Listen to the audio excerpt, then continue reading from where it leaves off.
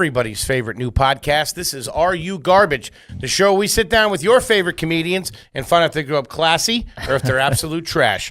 I'm your host, H.Foley, coming at you on a beautiful day down here in the basement. Aunt Tootie's place. She's up there taking a nap, so let's try to keep it down.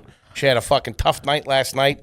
My co-host is coming at you from right next to me. He's the CEO of Are You Garbage? He's my best pal in the whole world. Give it up for Kevin James Ryan, everybody. Thanks, everybody. Thanks for tuning in. As always, please make sure you rate, review, subscribe on iTunes. Full video available on YouTube. Those numbers are through the fucking roof. Thank you very much. Mm-hmm. Also, help us pay the bills. Patreon.com/RUGarbage. You can get bonus episodes of AYG. You get Hard Feelings with just me and Foley. Love that money. And also top tier, we do a live stream where we play AYG with you guys. You ask us questions, we ask you questions. It's a good fucking time. Get involved, baby. Yes, sir. I love you, buddy. Cool. And how about a nice shout out to our producer extraordinaire, the pride of the Chicago comedy scene. Mm-hmm. We all know him as T-Bone, Toby McMullen, everybody. What up? We got a great show. We got a hot one coming at you. Hot pod coming at you. Because, gang, we got a little fucking star power in this dump today. Not the usual bozos you see running through here. All right? This gentleman is an incredibly funny, incredibly successful stand-up comedian, podcaster, and actor. You have seen him. What do you cancel to this fucking rap sheet right here? This is like an episode of fucking Law & Order Special Victims Unit. We got Benders. We got Guy Code, Girl Code, The Late Show with David Letterman. Ooh, the good one. That fucking hippie you got in the chair these days. You got The Challenge. You have Gotham Comedy Live, Guy Court, Don Rickles One Night Only, Seth Meyers, Steve Harvey, his own Comedy Central half hour, The Nightly Show with Larry Wilmore, Comedy Knockout, What's Your Fucking Deal, Ultimate Beastmaster, Stupid Questions with Chris Distefano, This Week at the Comedy Celly, Tiger Belly, and most recently Colin Quinn and Friends. He's got his own special out, Size 38 Waist. He has a brand new podcast out called Hey Babe, and of course, he is one half of the History Hyenas. He's a young, good-looking kid with a fucking great jawline. Gotta have a nice piece on him, because he's a fucking big guy. Yeah. Yep. Give it the fuck up for Chrissy Chaos, Chris Distefano, everybody. Hey, buddy. Thank you so much. That was one of the best intros I've ever had. The only thing I worry about is because this is, I would think, one of the first podcasts we've done in Biden's America. Mm-hmm. Yeah. And it's three white guys. I don't know if it's legal or illegal. Toby's trans. It's okay. That's why he's off camera. What's his name again? Toby McMullen? It's like a made-up fucking name for like a cop in a fucking novel. I'm going to need your badge, McMullen. If somebody said, what's your name? If I was a police officer and I pulled you over and I was like, name, and you were like, Toby McMullen, I'd be like, what's your real fucking name? Your name's not Toby McMullen. Have you given a fake name to a cop? Have I given a fake name to a cop? No, I've never. I'm the kind of guy I have, especially with the police, even though I know I look like a cop and could probably get out of things. I have a certain degree of anxiety around cops because when I was 16, I was thrown up. I had a baton stuck up my ass. No, I was like Rambo. Never made a movie about me. Yeah, I know. I was thrown up against the wall. I was just walking home and I was thrown up against the wall, handcuffed. Wow. Yeah. And then it was just like timing. I'm thrown up against the wall, handcuffed, sitting down. They had me sitting down on a fire hydrant stool thing. And I fit a description. It wasn't me. I was coming home from basketball practice and my mother was walking by from work with groceries. And was like, Chrissy! Yeah, starts hitting them with their purse. Yeah, she was Let my boy go. Christopher, what are you doing? And then Christopher, you keep your fucking mouth shut, all right? Yeah, and then I just was like, I didn't do anything, Mom. I'm innocent. No way she believed And then you. my mother said, this again was 16, so I guess it was 2000, year 2000. My mother was like, if you don't have, I didn't know, my mom's just a regular woman, doesn't know anything about the law, never got in trouble, nothing. She walked with the officer and she was like, you need to tell me the charges on my son right now or I'm getting my lawyer down here immediately. I've never heard my mom curse in my life. I've never heard my mom curse in my life. And she was like, you fucking do it and you do it now. Damn. Tell me the charges. And then they were like, do we have anything on this kid? And they're like, no, we didn't find anything. And then they unhooked me. And then it was just one of those things where I was like, since then, I never give fake names to the police. I've had this thing with the cops where I'm like, and it's interesting too, because there's been times where I've gotten pulled over and done that thing in Liar Liar, where I'm like, I have there's weed in the back, or I have unpaid parking tickets. Parking tickets. Yeah. Dude, fucking don't rob a bank with this dude. Yeah, I'm just fucking. The jewels are in the trunk. Yeah, everyone's like, because like Distefano and the stories I tell about my dad, it's like, I'll rat immediately. Yeah. Yeah. I just want to point out too. I was going to ask you if you think you're garbage, but when you use the term unhooked, Yeah. that's pretty. It's pretty tragic. Well, look, dude, I'm from a place called like Ridgewood, Queens, which is just a fucking garbage place. It's a beautiful place, and I'm proud of it. But it's one of those things where it's like, let's just say, a few of the people I grew up with were in Washington, D.C. last week. A lot of pipe fitters in Ridgewood. Yeah, the FBI had a presence in Ridgewood over the past couple of weeks.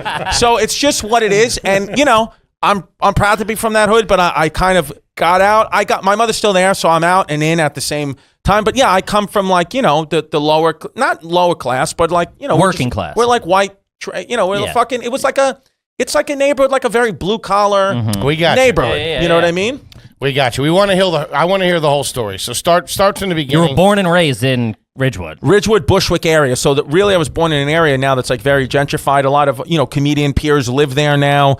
A lot of like yoga stuff and all muffin shops and shit. But like when I was growing, like there's a pizzeria called Roberta's. That's like a famous pizzeria in Bushwick, and everybody goes. It's like a hipster, trendy spot. And I swear to God, it's on Flushing Avenue.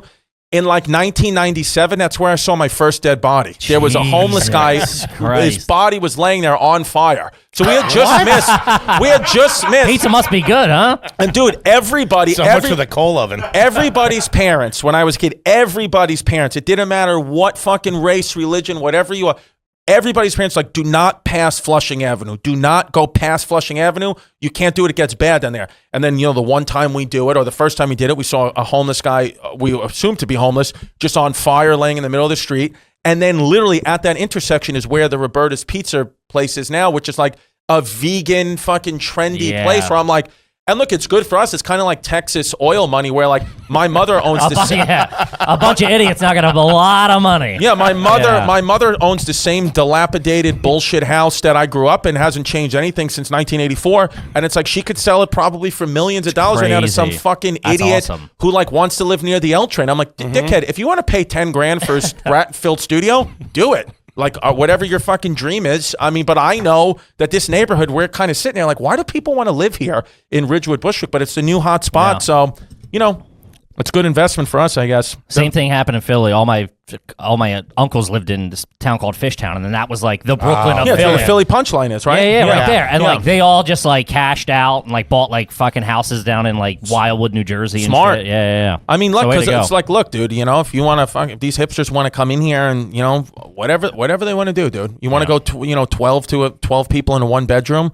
Fine, dude. It's 15 G's a month, but you can walk to the L train, and there's diversity, which it's very important to you. Yeah. So here it is, baby. Yeah. The border of Brooklyn, Queens is always an interesting thing, and I thought you were a Bay Ridge guy. Well, Bay Ridge is where I live now, where Giannis used to live. It's where our studio is for the History Hyenas. So we did a lot of Bay Ridge stuff, but I went to school at St. Joseph's, which was in downtown Brooklyn, and a lot of those kids were from Bay Ridge. So I started going and hanging out in Bay Ridge on 3rd Avenue since I've been like 20 years old. Is that a hump from Ridgewood? What did you just say? Is that a hump? Yeah, you never heard what that? What the fuck is that? Is that Philly stuff or is that garbage shit? It's trash. That's trash. Okay. Yeah. I mean, it's probably trashy Philly if we want to get into it. Because a hump is like a hike. Because I know that there's Philly things and all that stuff, but it's like when you say a hump, it's like I gotta know. Like that's not everybody in Philly, right? No. Just his dirtball family. No, which is great. I love it. Yeah. But it's Bay Ridge. Bay Ridge is that. He literally took offense to you saying that. I love it. He was like, "Hold on, what'd you say? What?" No, because it's like no. I'm not offended, but I'm just like, what a nice conversation. I was like, what the fuck? But Bay Ridge is the last neighborhood in Brooklyn. So it's really one of those things like where even the prices of houses are high there because that neighborhood, it could be corrupt at times where it's like they want to keep people out. They want to keep the price high. I'll tell you this. In 2016, when Trump got elected, I went out where every other neighbor, I'll never forget. When he got elected, I was in the West Village, and then I went to go visit my mom in Bushwick, and it was like somber. It felt like 9/11. Like it genuinely, because I was in New York on 9/11, it felt like 9/11. Bay Ridge was a fucking party. I Had the pots and pans out. How about this? I went to a bakery. I went to a bakery on 3rd Avenue. They were handing out free black and white cookies because Trump won. They were just giving everybody a free black and white cookie. The most New York They're thing like, ever. it's a great day. The chocolate icing scraped off. Fucking Nino's Pizzeria on 3rd Avenue a couple of Halloweens ago. I was taking my daughter trick-or-treating in Bay Ridge. They gave everybody else giving candy. Nino's put a cup of marinara sauce in my kid's goodie bag. They're like, it's bat's blood, sweetie. It's bat's blood. I was like, holy shit. That's fucking Yeah, but they're great. As you know, it's like they're great people. Like they're loyal people, Sure, good people. yeah, But yeah. I get it how like if you're not from New York and you have come here, like let's say, the people we know to pursue comedy and you're like woke and dope, which is fine, whatever. But like you come to Bay Ridge, it's just like It's a different world. Just understand that people don't think like you. They're not bad people, but it's like they'll give you the shirt off their back, but it's like just know like. They don't necessarily love AOC. Yeah. You guys don't see eye to eye on everything. Yeah, which I think which for me is like that's fine. Like I think there should be a Bay Ridge and there should be a Williamsburg, Brooklyn, polar opposites. That's what the beauty of America is. But sometimes I feel like, well, now you can't even have like a discourse. You can't even have a disagreement. It's like one side. It has to be my way or the highway, which is just a huge problem. No, I totally Yeah. agree. Yeah, for sure. Yeah. What's the your mom and dad? Were they married? No. Okay. Yeah, you got a story. Yeah, tell Here's us the story Yeah. from jump. So my father. Okay, so here's the thing. My mother, highly educated, articulate woman, graduated from Columbia University, Ivy League school. That shit doesn't happen out of Ridgewood. Worked in That's the good towers. stock, yeah. Worked in the towers. Who'd she work for? Second tower that was hit. She worked for an insurance company called, a bank called Bank of Nova Scotia. Nice. So I think that was the company at the time. I'm pretty sure that was still the name of the company when she was on 9/11. But so she worked in the second tower that was hit, right?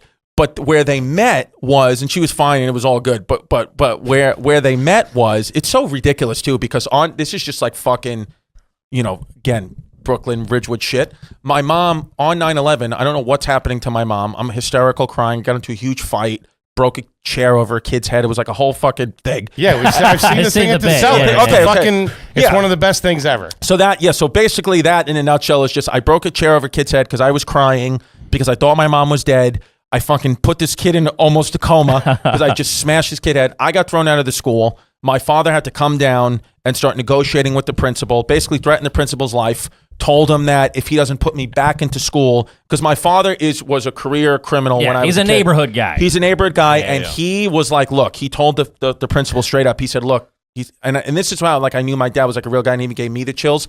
He was like, he goes, either you put my son back in school, he said, or I'm going to come over there and break both your legs. He's like, because here's the thing. He said, I know you're going to think that I wrote that line. He said, I know you're going to think that I heard that line in a movie. He's like, but I'm one of the guys they write the movies about. He goes, I'd rather go to prison. Cold as ice. And he said to him, he goes, I'd rather go back to prison and be with my friends than you throw him out and me have to listen to his mother's fucking mouth for the rest of my life. Dude, I've watched the clip like 100 I know, times. but I he's fucking so love good. it. But he said to me, he said, it's an easy choice for me, but what choice are you going to make? And then he told me, Chrissy, lock the door. and then I was like, oh shit. So my dad's like a real dude like that. And then my mom, by the way, was She's fine. New Yorker. She's from New York. My whole family's Everybody's from New York. Everybody's from New York. So what did they meet? It's like a Sandra Bullock How did movie. this all happen? It was crazy. Yeah. It was crazy. But real quick, it's just my mom after 9/11, when 9/11, the day of, I didn't know where she was. When I finally get home, like I thought like she was like a ghost. I thought like she was dead or whatever, but she was there bleeding from her legs. And I'm like, oh my God. I like was going to, in that moment, I was like going to join the Marines. I was like, they fucking hit these fucking terrorists. Osama lace Bin 'em up. Laden. Osama Bin Laden tried to fuck my mom. Like, like you're doing stuff like that. Like, but she was like, I'm like, what happened? Oh my God. Like, is it somebody else's blood? She's like, no. I fell off the bus in Brooklyn. And I was like, how do you escape 9/11 and then you fall off the Q55? What the fuck? But my father was a career criminal. My mother, Ivy League graduate. They met at a walkathon. My mother was walking in the walkathon, raising money for whatever great cause. Because my mother's just like a great, genuinely like great TV mom person. Okay. And my father was doing community service on the side of the walkathon. So he was in like a full orange jumpsuit, picking up garbage, flirting with women, walking through this Hey, walkathon. Blondie, where you going? Yeah, and my mother says that he squeezed her. She feels a squeeze, and he was squeezing her butt. What? with the garbage pickups, laughing, and she was such pretty funny. She was such like an articulate, well-to-do, goody two-shoes woman. She was like, I wanted to have a fling with a bad boy, and you're the result. Wow. So I have this interesting thing where it's like, I don't know if interesting, but it's just this dichotomy about me where it's like my mother's highly educated. So I got, pushed in school, got all the way through graduate school, got a doctorate degree in physical therapy on my mom's side. And then on my father's side, it's like I was taught at 12, 13 years old, like I know how to hot wire a car. Yeah, you know what I mean? So it's like, and he never taught me that because I wasn't involved in any of his crimes, nothing like that. Like they would do that like for fun and be like, my dad thought that was important to know. Like my dad thought it was important to like know how to like shoot a gun, but it's like he doesn't have a gun license, but there was guns in the house. You're like Leo from The Departed. I Yeah, love so it. it's like walks in both worlds, baby. Well, Giannis always makes fun. He always says, what's a Goodwill Hunting? He's like, it's like Goodwill Hunting, where it's like you're from this neighborhood, but it's like, like you're fucking have this like education or whatever, but that's all my mom. That's all my mother is like. She was like, you're going to be as educated as you're what, a chiropractor or you're a physical therapist? Physical therapist. You have a doctorate degree in physical therapy. I haven't practiced. Crazy. So you're Dr. Distefano. I mean, technically, yeah, but I don't ever do that or call. Because it's like, so what am I going to do? Fucking massage you? It's like I'm not lock the door, T-Bone. But I do have a clinical doctorate. I could like teach in universities and stuff like that. But I haven't practiced since 2013, 2014. But with the pandemic, my license had expired. With the pandemic, Governor Cuomo from New York just reinstated every health professional's license. So I just have a full active license again, which is crazy. It's like I can legally just do this again. I have no idea what I'm doing. I forgot everything, but I could walk in and be like, yeah, dude, I fucking got it. It's like I have no business having my license act. First of all, when I stopped practicing, I was a pediatric physical therapist working with like mentally and physically handicapped kids. So it's like to go from that to like try to like work on an adult. Because when the quarantine, when COVID was getting like really crazy and the quarantine was getting really nuts, it was like, fuck, like I got a kid, I got another kid on the way. I'm like, just bought a house. I'm like, am I gonna have to start doing physical therapy again? And then I tried to like just work on my girlfriend who like, and was like, let me just try it. And I literally, one of the first techniques I tried to do, I pulled her hamstring and she for 3 weeks couldn't exercise. Like literally the first thing, like she was crying on the floor. No refunds. And I was like, I'm sorry. I'm used to working with smaller hamstrings. That's crazy. Wait, yeah. Okay, so without going into too much detail, if you can or not, like describe your dad. Like what are we talking about here? No, my dad, it's one of those things where it's like people like, I never really witnessed him do anything. I'm not going to sit here and be like, oh, you know who my fucking father is. I always know, like when people start saying that, it's like, oh, it's probably because your family is nothing. Right, That's why. full of shit. Because if you actually were a part of it, you'd be like, I'm not necessarily you keep proud your of mouth this. shut. I talk about comedy and I embellish details and all that. Mm-hmm. But, he was one of those guys, like he just fucking is a wild guy. Like, but the thing is with my dad, it was always like right intention, wrong move. Nobody, in my opinion, like loves me more than my dad. Mm-hmm. So it's like sometimes I would tell these stories and people would be like, oh, that's sad. Or like a therapist would be like, no, what are you talking? Like my dad is like the greatest guy. Like he would take me to the OTB racetrack and then he'd take me to Aqueduct racetrack and watch the horses, mm-hmm. which you'd be like, oh my God, you shouldn't do that. Cause I'm like, he's like a degenerate gambler, but like kid, pick a number 1 through 10. I like had the best time. It was like living like in a Bronx tale. Like they buy me pretzels, I drink Mountain Dews, and it would be the whole thing. Like he would take me to Aqueduct. He'd take me to Aqueduct racetrack for the day, and then it would be the same thing. When we got to my corner, he would be like, remember, what did we tell your mother? Where were we? And I was like, at the zoo. He would always tell me to tell my mom. Really? No, he took me to the Bronx Zoo, and I like that's what. And I thought, but we were watching the horse season. Gang, we got big news here at the Are You Garbage Studios here at Aunt Tootie's. Are You Garbage is joining the Stereo app, and we could not be more excited. Stereo is a free live broadcast social platform that enables people to have real conversations in real time. So Uncle Hank and Kippy are going to be doing some special triple bonus shows for you on the Stereo app. Okay? And if you don't know what Stereo is an application that allows podcast creators to build a more intimate relationship with their fan base. Okay? It's a very engaging product. You can record a message, you can send it in. We're going to be doing live shows. It's going to be absolutely fantastic. We love it because you can do it from anywhere. It's like having a little podcast studio right in your hand. Are You Garbage could not be more excited to offer our listeners a new way to interact with us. So join us Thursday night, January 28th at 9 p.m., live on the Stereo app. We're going to be doing our first show. You can download the free Stereo app, and you can select Are You Garbage so you can connect with us wherever you live. Doesn't matter where you are. We're going to be right there. Like, we're all in the same room. It's going to be fantastic. Just do me a favor. Stay tuned to the end of the episode for more details. And if you want to hurry up and get started, you can go to stereo.com/RUGarbage.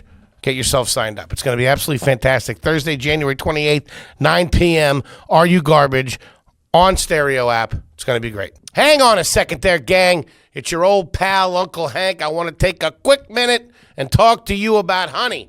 Listen, we all shop online. We know this, okay? And we've all gotten to the checkout, and we've seen that promo code field just staring at us like we're a bunch of idiots because we got nothing. Well, now Honey can make that a thing of the past. Honey is the free browser extension that scours the internet for promo codes and applies the best ones to your cart. Okay? Honey supports over 30,000 stores online. They range from anything from gaming products to popular fashion brands, food delivery. I'm going to tell you right now, I got it. I installed it. It's free. Uncle Hank got a pizza for $6 last night. $6. Don't tell Kippy because I'm not supposed to be eating pizza. But with Honey, you got to make a move on it. It's unbelievable. Listen, gang, I want to be clear here. Honey has found its over 17 million members, okay? They found them $2 billion in savings.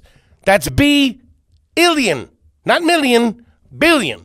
So let's get a little call to action here, all right? I'm putting it on you, the Garbaggio Army, to go out there and support Honey, okay? If you don't already have Honey, you could be straight up missing out on free savings, okay? It's literally free. It installs in a few seconds. And by getting it, you're doing yourself a solid and you're supporting this podcast. You're supporting the people that support this podcast. So listen up. Get Honey for free. You want to go to joinhoney.com/garbage. That's joinhoney.com/garbage and start saving today. Now let's get back to the show. And then he would, and then the OTB racetrack in my neighborhood. So in Ridgewood, where I grew up, if you went to the left, there was the OTB racetrack. If you went to the right, you would get to if you went, it was basically like a fork in the road. The church was at the top of the hill. So if you went to the right, you could get to the church. If you went to the left, you could get to the church. But to the left, the OTB racetrack, where my father was taking me, which my mother told me, do not take him in there. It's all degenerate gamblers and losers, which he would take me there all the time. He would be like, when you go to church with your mother when I'm not here, you always go to the right. You never go to the left, because he knew if I walked past the OTB racetrack, all these people, Scotty Karate, Johnny the Screw. Hey, there he is. Yeah, Johnny the Screw, Scotty Karate. I was like their lucky charm, because I would always pick like good horses. They would rub my head, and fucking Johnny the Screw gave me a sip of beer when I was 8. So it's like awesome stuff. And I remember one time, like, I forgot, and like I walked past the OTB racetrack at the OTB place, and they were like, "Yo, Chris, hey, what's up?" Whatever. And my mother was like, "Do you know these guys?" And I was like, "No, yeah, no, they're in no." my class. And I was like, "No," and I never said anything about it. I said, "I don't know how they know me." Whatever. My mom was like, "Well, if they know you, you're a little boy. Like, what's going on then?" She knew you were lying. Well, she knew, but I never said anything. And then Good for you. And it was crazy. And then my mother called my father, and she's like, "We all need to have a talk about what's been going on with our son." Because my parents were divorced. They got divorced immediately. So they did get married. I think they got married, but they were divorced. I mean, I'm pretty sure my mother told me she was pregnant with me serving divorce papers. Wow. So I think they may have got married quickly because like Catholic guilt, bullshit, whatever. Sure. Mm-hmm. But divorced immediately. But my father, I'll never forget. Like we're having the meeting. My dad, I'm sitting there, whatever, and my dad comes up the stairs, and my mom is like, we really need to speak about your son's behavior and what's been going on, and he's been at the racetrack and doing these things, and you would think like the father would be like, like, Chris, you whatever, like, I shouldn't have taken you there. And my dad said to my mom, he goes, "I got nothing to say to you, lady." He goes, "My son's not a rat, and that's a good thing." That's what he said. And then I remember my mother, like, who never does this, I'll never forget, she went into the fridge and cracked open a Sam Adams and just drank it alone at the kitchen table. She was like, I'll never forget. She was like, "I have now aligned myself with a fucking man." And I'm telling you, as I got older and like needed less and less responsibility and got my own independence or whatever, it became less and less of a problem. But for most of my life, my parents didn't talk. Once I got old enough, my mom and dad were like, "Okay, we created you. Like, we both love you independently, but like, I don't care what she's doing. She doesn't care what I'm doing." Not till better off, probably. Better off. Yeah, and how often would he see you? My dad was one of those guys, never missed a basketball game of mine. My very first show I ever did in 2010 at the fucking Maui Taco. My dad was in the front row laughing at all these jokes that we're fucking potentially incriminating him and his friends. Because I've been doing this 10 years now. I didn't have at that time, you develop a bit of a skill set where it's like I could tell a story and embellish the right details, but also make it sound believable, protect the innocent. Back then, I was just naming names because I just was like, I just want to get laughs. And my dad, it was just like whatever. And but he never missed anything. And my mother didn't either. My mother, both great individual parents, but not until I had my daughter 5 years ago, were they like, now we're going to come together. And now it's like they actually like get along, because it's like my dad's been remarried to my stepmom, who's awesome, for 30 years. Mm-hmm. My mom has her fucking cats and shit. Like, it's just everybody's happy. And everybody loves my daughter. Like, my daughter has now become like the centerpiece of the family. So that's what's like beautiful about having a child. I know this is fucking gay, and my dad would be watching this like, suck it, just suck the microphone. But it's like, it is beautiful children where it's like, she just, my parents didn't talk at all. And now it's like just this child is like, fucking boom. And I'm having a second child, due date July 4th. Really? Due date July 4th. That kid's a patriot. And if that baby comes out on July 4th, there's one name and one name only, Donald. Donnie D. I like it. Boy or girl, the kid's name's Donald. Congratulations. Yeah. That's awesome. It's what it is. It's quarantine stuff. Me and my kid's mom actually split up for a little. Me and my girl split up for a little while.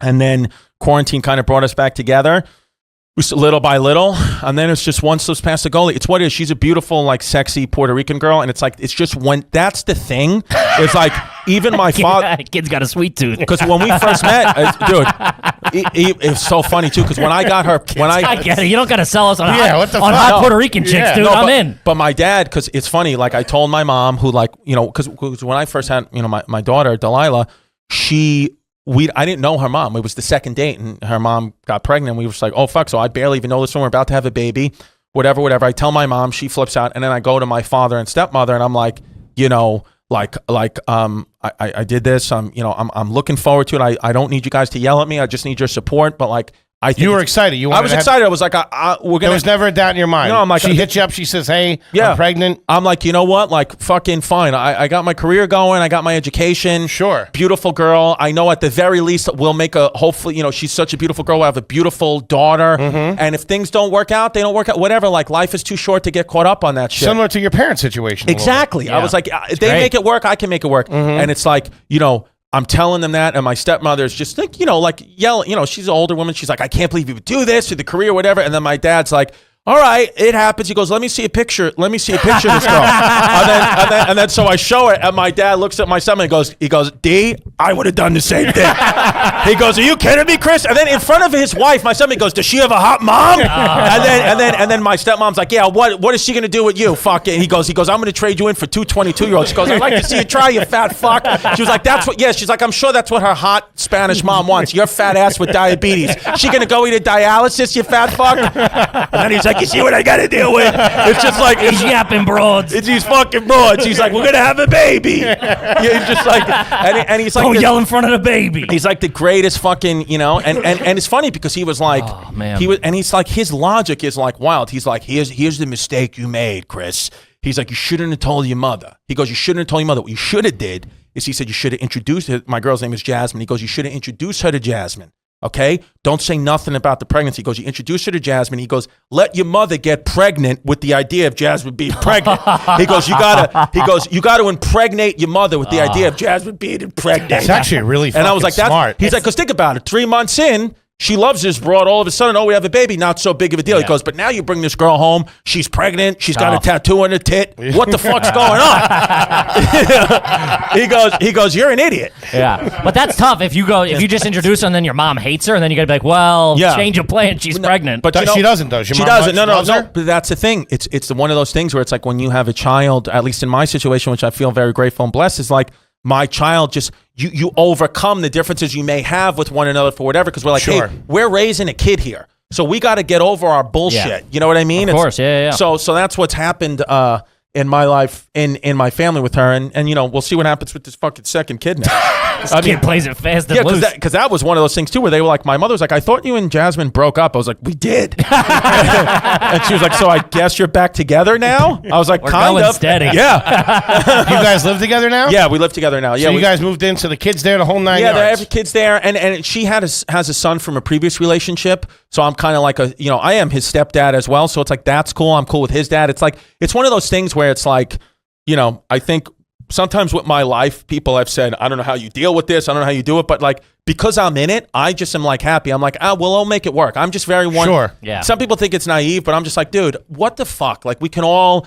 like, aliens are going to Why come down worry any about it all? second and Yeah, kill yeah, us. yeah. There's fucking, COVID everywhere. It's like, just shut up. Like, just be happy, dude. Yeah. That's how I live my life. Stick and move, man. How old's the stepson? He's 10. He's 10. He's 10, which is, and now it's funny because he's at that age now too, where he's like, you're not my fucking dad. And I'm like, no, I know. You're right, you little shit. I know. I'm like, I'm not. I'm like, but I kind of even view him as, instead of viewing him as like a stepson, because I feel like sometimes when I say stepson or think about that, like that's the kind of trouble people get into, stepfathers or step-parents get into, where you're like, oh, he's not mine, he's Sure. somebody Yeah, else's. it draws a line So down. I come in as view, I often call him my daughter's brother. So the connection is for me. That's good. So this is why it's like, yes, he's not my child, but he is my daughter's brother, and my daughter is my daughter. So it's like, Right. I need to make sure this kid is great and feels great, because he's going to protect my daughter when I'm not there, I would hope. So it's like daughter's brother. So that's the connection. I come, but it's also, it's like not my kid. So sometimes it's like, I want to fucking yell at this kid, but I can't. So there's been plenty of times where I'm like, shit, I want to yell at him to clean his room, but I'll just go in the bathroom and jerk off, He lives with you too? He lives with me too. Damn, 3-bedroom. I got a fucking 3-beddy, baby. Look at you. Yeah. He does all right for You got himself. a little bit of cash on Kid's you. got a little bit of You know cash. this. How much cash you got on you right now, Chris? Right now, You I carry cash? You a cash guy? Right now, I got $600 in cash because I sold merch at Soul Joel's last weekend. When, this morning? What no, the fuck? Oh, this weekend, but I got $600 in cash, fuckface. Because I sold fucking T-shirts outside the fucking heated comedy dome in Royersford, yeah. Pennsylvania. Yeah. 600. 600? Yeah, well, That ain't too That's shabby. fucking great, dude. the kid moved some shirts Kid can move teeth. Why do you still have the cash on you? because That's the Italian in him. Because I'm from Ridgewood, Queens. That's the thing. It's like, you got to have cash on you, number one. Number two, it's like, this fucking government's not going to tax my fucking T-shirt cash. Get your merch So the money. government doesn't know about it. Take a hike, Bernie. That's why I said 700, because it's really 2 G's. And why you said 600? Yeah, I'll do it. Every time the camera's on me, it's a different number of cash I got in my fucking pocket. Oh man. Holy You got 5 shit. G's in your new Air Forces. Yeah, fucking. Got a duffel bag full of cash Full on of him. cash. I got $20. I sold 30,000 worth of merch this weekend. It's a big dome. Yeah, Shout out to Soul Joe, Hell, he baby. makes Soul Joe's doing great. Dude. He's Still- doing. We were out there. You guys went Yeah, out we there for the first time, yeah. I mean, it's one of those The things. dome wasn't up, but yeah. I started my career doing shows with the great Soul Joel. And it's one of those things where it's like, everybody's playing in Joel's world now. It's Yeah. like, for the So, long, dude, he's like the king of the East Coast. he's making more money than a lot of comedy clubs. And I got to be Yeah. honest, Tim Dillon's going down there. You guys went down there. Louis was down there. It's like, go, if you're looking, I feel like Royersford, Pennsylvania is like a Royersford, Big comedy. J, Ari, everybody goes there. SoulJoels.com. Go. Fantastic. Yeah. That dome's pretty sweet. The dome is sick. We were supposed to be the first show with the dome. Dude, and we pull pulled into up. town at like 4 p.m. There's one guy with a fucking screwdriver trying to set that Oh, thing up. literally. shit. And, like, we were 2 hours before showtime. We're like, this ain't gonna fucking happen. So they just bailed on the We just dome. had the heaters, but it was fucking great. It was dude. great, Yeah, dude. it was nice. And when you guys go back, if you go back in the winter and do the dome now makes it like you feel like you're inside, Yeah. even though it's Yeah, it looks perfectly good. safe and legal. It's like the laughs don't dissipate; they hit off the top of the fucking dome. Right, dude, good what stuff. we're doing with our lives is crazy.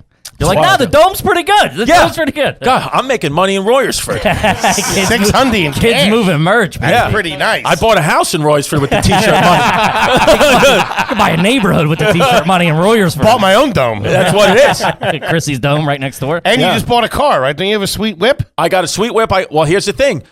He's Chrissy new money. Yeah, absolutely.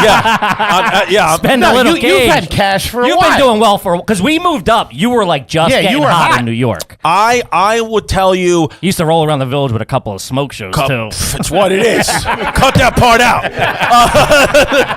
No, I'm kidding. I used to be, listen, everybody knows, even my girl knows, my nickname used to be Chrissy Drip Drop. It's just what it is. And some of them, it's just like, I liked, it's one of those things too about like, when I was single, whatever, hooking up with girls, it's like, people be like, oh, there's a lot of girls, like, like whatever. It's like, they're involved too. It's like, for as much lonely sex as people are like, oh, that's lonely, you're a sex addict. It's like, what? We all like fucking. That's ugly people talk. I know. It's like people saying it's like, dude, it's like, we would kind of, listen, there was definitely times it's like you use sex to replace a drug or whatever, but it's like, the women's doing it. Like, we're both doing it. It's like sometimes it's like a mutual. It's a mutual sex thing where I'm like, but there was a time where I was like, it was getting a little out of control. It's like you can't have 5 girls that you hooked up with show up at the Comedy Cellar. Well, I remember 38 years old. We got to New York after being in Philly for a few years. I was 38.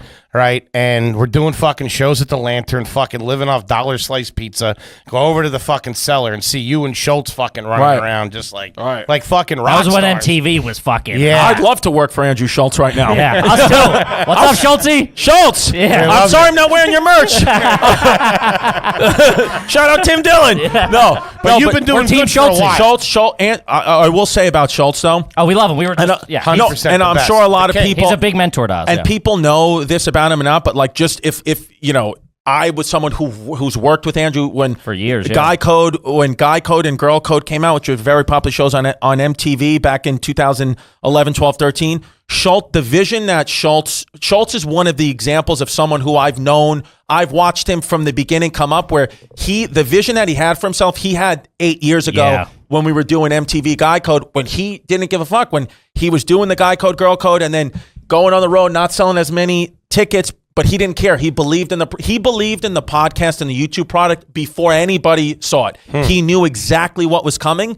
And now it's one of those things where it's like, people think Schultz is overnight, or the people just saw him on the Netflix thing where they're turning their phone. It's like, no.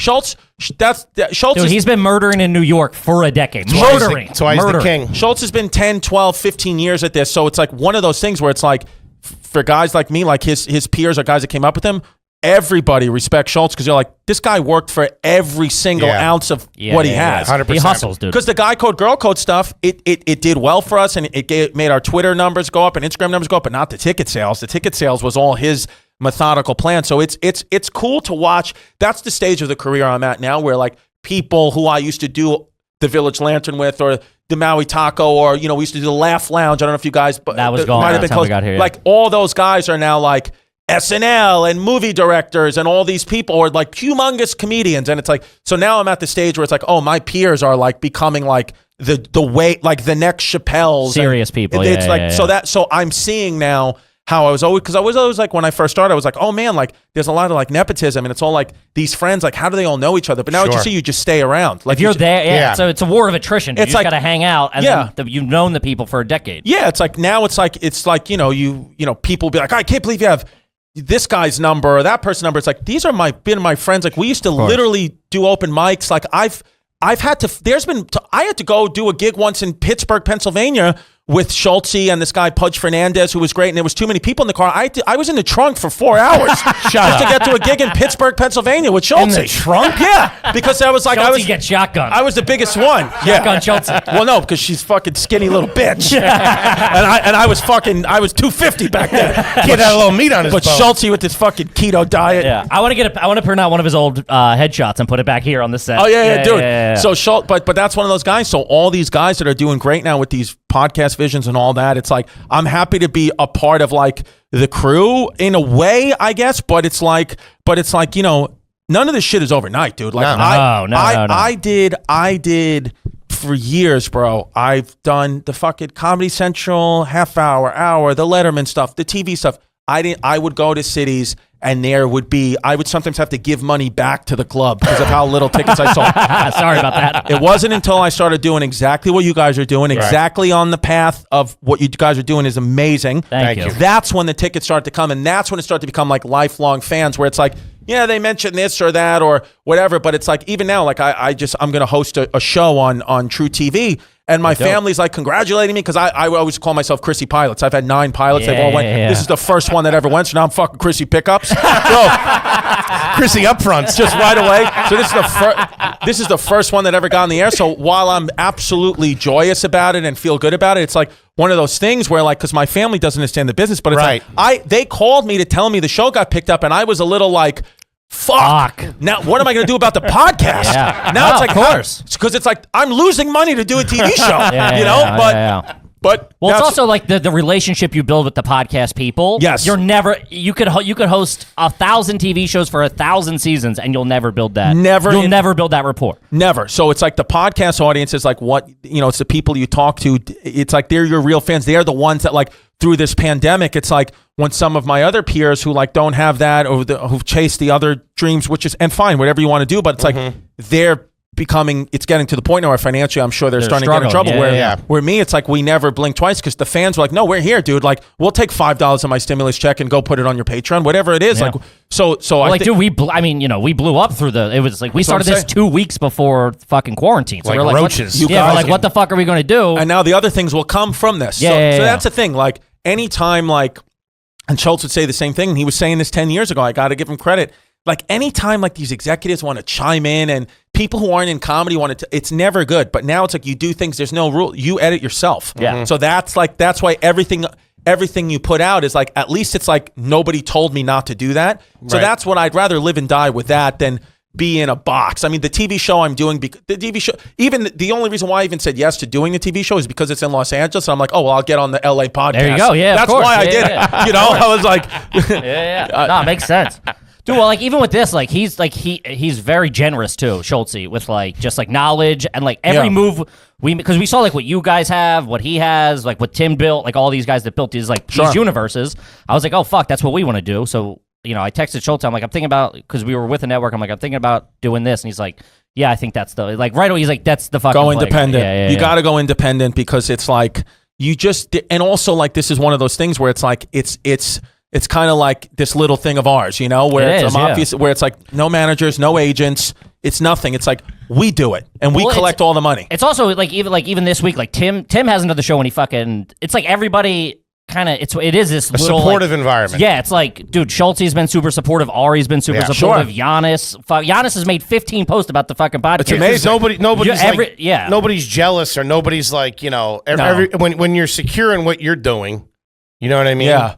You know what I mean? It's like I don't situation. I think like a lot. This is just a life thing too. It's like you're never in competition with anybody. You really are only. You learn that as you get further along in this. It's like even if we're going out for the same role, it's like we never really were in competition with each other. It's just like you create that shit in our head. We create it in our head. It's like you getting a huge podcast doesn't take away from anybody else's podcast. Yeah. It's your own stuff. There's enough room for all of us. It may not feel that way, but it's like, dude. Even sometimes, there's fucking 7 billion people in the world. It's like, even sometimes with my own podcast, I'm like, man, we got 100,000 downloads. It's like, are we ever going to get any more fans? It's like, what? Yeah, 100,000 downloads? Like, fuck you, your podcast. There's not even 100,000 people that live on my block. You know what I mean?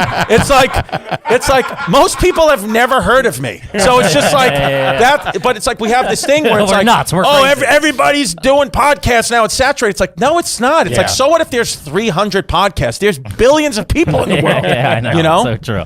Look at this. Chrissy Wisdom coming. That's what it is. I'm fucking Chrissy the cuck. Yeah. I love it. Sitting down with the youngsters, start straightening them out. That's what it is, dude. Fuck Schultz. I'm Team Chrissy from here on out. Dude. And the difference for me is I'll jerk everybody off of you. That's the kind of service I do. I make sure everybody's balls are drained. We got 2 little peepees at the table, so you're better off with T-Bone back there. T-Bone's got a unit on. You gotta have a nice one, right? I would say you got big dick.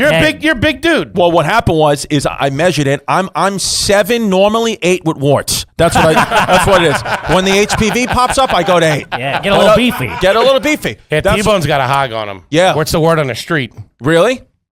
Nice fat cock? Oh, yeah. And circumcised too, right? Oh, nah, dude. What? Yeah, he's crazy. Hippie parents. I got the fucking uncut extended edition, bro. Dude, Director's that's cut. wild, man. I don't know if I could do that. Nah, well, I wouldn't like it. I talked, my wife is European. She's from Germany, and they're all uncut. Right. And then she's like, I'm like, if we have a boy, I can't have a guy. I'll do it myself. Yeah, I'm like, we're doing it. She's like, well, I don't know. I'm like, listen, he can't be going to shower in gym class with an uncut piece. Dude, one of my closest friends was born in Poland and came here when he was 7, so he didn't get circumcised. This kid got circumcised when he was 18 years old. My dad's friend did the same thing. He was like 50. In the garage. What the fuck? Yeah. Dude, this kid, he got circumcised for a girlfriend. He was like, oh, my girlfriend said she won't have sex with me unless I get circumcised. What? And I was like, what? And he didn't tell anybody that. And then he just shows up one day to school on crutches. And I was like, He's in a wheelchair. I was like, what's going on with you? He's like, I hurt my back. I was like, and I was, studying to do physical therapy. I was like, you wouldn't be on crutches if you hurt your back.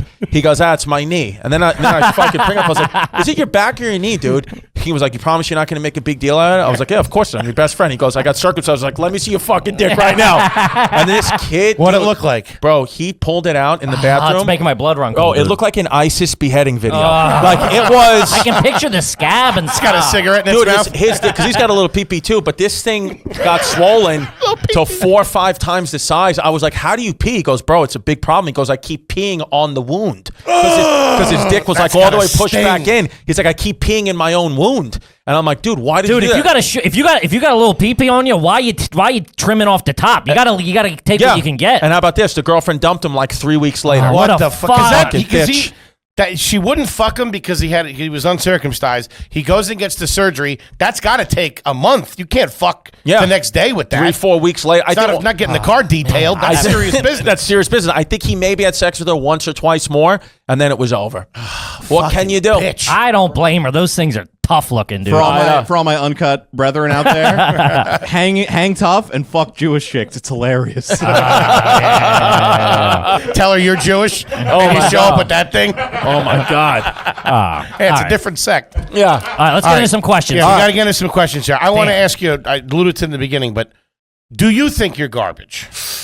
Do I think I'm garbage? Then and now. Do you think you came from garbage? That's a pretty, because, there's a big dichotomy there with your mother and your father. You're extremely educated. Yes. You got some money. Right. Got So cash. I think that my hypothesis here is you're less trash than your mom seems like a class act. And I assume I assume you had money growing up. Your mom had a good job. My mom had a good job. I wouldn't say I had money, but I certainly wasn't poor. Like I got what I wanted for Christmas, but I wouldn't say I didn't go to private school. I went to Catholic school, which is different than private school. Sure. So I did that, but I wouldn't say I necessarily had money, but I wasn't poor. I would say I would say I'm garbage, but with one of those scented hefty bags. Okay.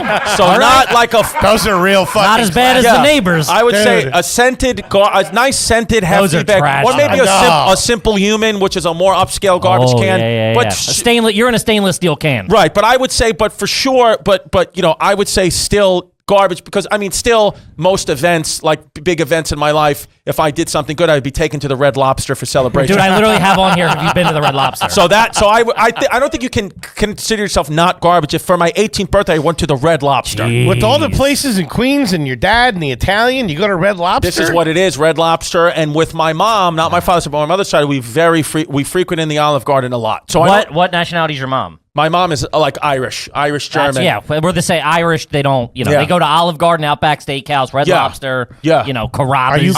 Are you close with your pop side of the family? Yes. And they're all hardcore Italian. Pretty hardcore Italian, but Sunday gravy, the whole nine all that yards? stuff. Yeah. So they didn't really know about the Olive Garden stuff. Also, the first car I ever had was a Toyota Corolla, so that's garbage. Wow. And I had It's a reliable car, though. Ran forever, I bet. I had a Toyota. I upgraded to a Camry, but I had a Toyota Camry in 2016, which is not that long ago. Yeah, you were making more than Camry money. I had already done the MTV stuff and all that. Like I had done David Letterman, and I drove to David Letterman in a Toyota Corolla. You drove yourself That's to a Letterman? that's a Queens trash move right there. Because this is the thing. They send a car, don't they? No, it's garbage. Here's the thing. Garbage fucking stuff.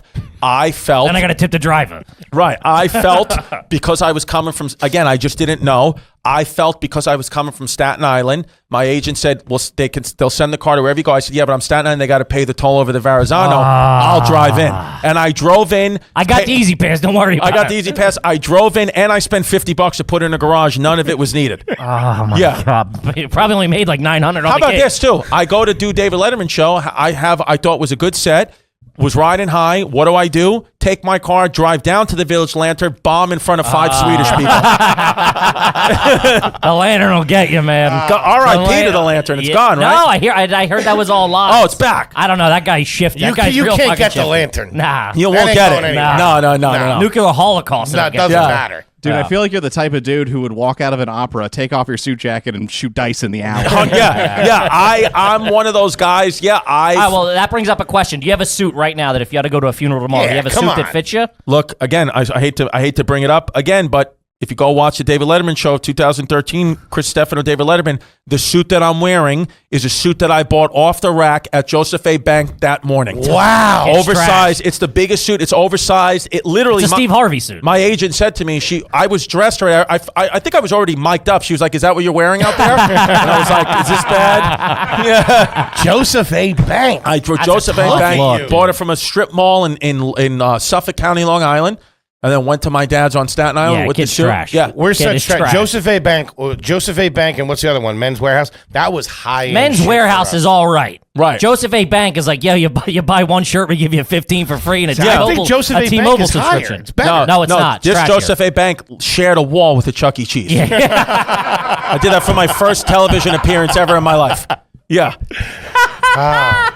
Sorry, I would say that. So I don't have a, but. That's the only suit you own? I do have a. If I need to put on a suit right now, I would say no because I put on a few pounds. But you have so you have. I thought you have like designer suits like fucking Versace or something. No, I could squeeze. We're in a Tim Dillon hoodie. I could squeeze it to a suit. Yeah, exactly. What the fuck? Nice sweatshirt. No, I appreciate it. Yeah. What about jeans? Don't you spend because Giannis? Because we were asking Giannis, because I always think Giannis dresses sharp. But he said it's the shoes. Sharp dresser. It's the he shoes. said I buy cheap jeans, it's the shoes. But he said you'll drop, what's the most you ever spent on jeans? On jeans? Nah, dude, I'm 30, really? $40, but because here's the thing. Let me give you a I've trick. changed the thing. I'm all about athleisure now. I'm Chrissy Lululemon. So I spent 110 on Lulus, no problem, because it feels like the future. Athleisure is what I'm about. So the only reason... Dude, he said that without trying to be funny. Yeah. Leisure is what I'm about. Clip it. I'm with it, man. Ever since this quarantine, I've been sweatpants most of the time. I don't know if I'm ever going back. Athleisure, dude. I come on, and the only reason why I don't have my Lulus today is because it's fucking laundry day. Because she's pregnant now, so she only does it once a week. You got a washer and dryer in the unit? Washer, dryer in unit. In the unit. That's big for New York. That is. What about big. a dishwasher? Got it all. Dishwasher. Are you in Bay Ridge now? Bay Ridge now. Yeah. Damn. Bay Ridge. Now the big thing for New Yorkers, Giannis did it. Do you think about moving out to the burbs? To the burbs, you go Long Island, you go Jersey, you go. Here's the thing. As Giannis would say, the country. The country. I had an offer in for a house on Staten Island. I pulled out last minute, but now we're actively looking at homes on Long Island. Yeah, so I'm probably going to move to the burbs just because it's not that I'm escaping the city or think New York's dead. None of that. It's just it becomes to the point where it's like. I didn't grow up with a backyard and a pool. Yeah, and good shit. I want my daughter and my stepson and the new child to have all those things I didn't have. I want them to have a fucking play area. That's what I want. I don't. Is the house? Some of the houses you're looking at, they have pools. Yeah, well, it's a requirement. They gotta have pools. He's Chrissy Cul-de-sac. Fuck it. What it is? Yeah. Well, yeah. Well, that's the thing. In-ground pool, I assume. You could, dude. If you can't, you cannot go above ground. No, in-ground pool. Come on, in-ground pool. But I'm so trash. I may put an above-ground pool next to the in-ground pool, just so my kids know. Put an above ground in the front yard. Yeah. You know where you came from, dude. He's got an above ground pool at his house, and I swear to God, I am not fucking with you. It's the best. They built a deck. The whole backyard is a deck to make it an in-ground pool. Well, that's above ground, in-ground. I looked at a house in a town on Long Island, and they said it's an in-ground pool. And I took one look. I said, "That's a fucking deck." Yeah, built you around lying above piece of ground. shit. And the real estate agent said no. And I fucking went down to the foundation, and I found a little door, and I opened it up, and I said, "Look at that. What's this then?" That's an in-ground pool." He's like, "Oh, I thought it was an in-ground." I said, "It's an above ground." Not getting Chrissy real estate like that. I'll tell you that right now. Chrissy I watch Zillows? the Travel Channel. Yeah. I've seen Flip It and Ship It. Yeah, I know this bullshit. All right, we gotta get to some questions. It's always a great episode when we barely get to the questions. Good. We got to get to them. Well, what'd you get on your SATs? My SATs, I got I want to say, shit, you know what? I don't remember. I will say I don't remember the score, but I did. Ballpark it? I did get into, I think I got, whatever I got into, I must have gotten at least 1,000 because out of 1,600, which isn't, nice rocket science. You got to be 4 digits. I got into all the colleges I applied to. Yeah, then you probably got Which were they? 11 something. St. Joseph's College in downtown Brooklyn, where I went. SUNY Maritime, which was a military. What's that, a fucking submarine? Yeah, What the fuck is that? Yeah. Sure, yeah. Cape Cod Chrissy out there. Yeah. Yeah, it was fucking SUNY Maritime, which is where I was going to. The scurvies. Yeah. What the fuck? Yeah, where I was going to go. And then I actually got into Pepperdine University in Malibu because I was going to go, literally, I swear to God, dude, I was going to go away to school. I was going to go into college. I was just going to go to California and do it. And then I genuinely, I never accepted, I never said I accepted St. Joe's because I genuinely was at that point, hadn't really ever been away from home. I was scared at that point in my life, and still kind of am now, but I was scared at that point to sleep alone in the dark. So I didn't. I'm a little afraid of the dark. I didn't want to be 3,000 miles away from my mother when I was 18 years old. With no nightlight. Yeah, so I stayed home. I slept on the floor. I slept with my mom till like maybe I was 10, 11 years old. Like it was a little uncomfortable. Like where I remember my mom, because my mom was single, she had like, boyfriends throughout the years where they were like, I remember one of her boyfriends was like, I can't be in a relationship with a woman whose 12-year-old son's still sleeping on the floor in her bedroom. And I was like, what the fuck? Get the fuck out there. Fucking beat it, loser. Yeah. Me and my teddy bear ain't going anywhere. Yeah. Take a hike. Bullshit. Okay. All right. Fights growing up as a kid? I got into 2 really big fights. One fist fight I got into, there was this kid, Glenn, who was like a really strong fucking kid who was just talking so much shit about my cousin, and he was it's always somebody talking shit about somebody. And we were riding bikes, and we stopped at a light, and he was sitting on his bike, and I said, the only move I'm going to have, the only chance I'm going to have to win to defend my cousin's honor is to punch him in the face right now, knock him off his bike, and maybe like a car will drive by and run over his head or something, and I'll win the fight. And kid stuff. Yeah. And I punched him in the side of the head. Nice. Which did no damage. It hurt my knuckles. He didn't even flinch. Well, he flinched, looked at me, and then picked up his bike and started choking me with the part of his bike, the frame of his bike started choking me until I started to cry. That's one fight. And then the second fight is on 9/11 when I broke the chair over the kid's head. Okay. It's the only other time. So and there was a couple of times where I got into fights playing basketball because basketball was a huge part of my life. Played in high school, college, all that. But those sports fights I don't really count. Actual fist fights, only really 2. What were the injuries as a kid? What happened? Never broke a bone or anything like that. Still to this day. Classy. But I've sprained my ankles, both ankles, like 6-7 times each. So I have because when you break a bone, the bone will grow back like 3 times as strong, and your body gets stronger after a bone break. Cartilage damage and ligament damage just makes your ankles weak. So now when I put my feet down, like my feet just fall to the side like that. Like I have the type of feet, and Giannis has said this multiple times, where my feet look broken. Like I look like I have 2 broken feet, but I don't. I have 2 sprained ankles. He's got baboon feet. I got baboon feet. So I've never broken a bone, and I've never been knocked unconscious. Really? Yeah, I don't think I have either. The only time I even had anesthesia was 2 years ago when I had to get a colonoscopy. Yeah, for pleasure. Colonoscopy that young? That young, but it was a false alarm. I was having a lot of anxiety at the time of my life, and I thought that I was shitting like red, and I thought all different colors and this and that, and I would take pictures of my shit and send them to a doctor, and he was like, "Look, I can't really tell if this is just like the shit flash on your iPhone, or like if there's something else in the toilet bowl, but it doesn't look great off the pictures. So like, why don't we just do it? And if I don't see anything, come back when you're 50." And that's what happened. He didn't see anything. Not too bad. But it was good. Well, he found like 1 polyp or something like that, but he said, it's nothing. Yeah. Said Is the doctor from the neighborhood? Yeah, it's fucking nothing. Keep it moving, Chrissy. Yeah. All right. Have you ever worn a dog tag necklace? A dog tag necklace. They were big in the 90s. No, I do have on 2 chains now, though. Like I have 2 chains on at all times. That's so. I did, but I've never worn a dog tag necklace. No, I don't. Not that I can remember. Is there a cross on one of those chains? There is, but it's in the shop. So there normally is, but it broke. What happened? It broke. My daughter just fucks around with the jewelry and stuff. So she scuffed it up. There was a little scuff mark on Jesus's knee, and it can't have that. On the crucifix. Crucifix has to be Yeah, pristine. Pristine. Yeah.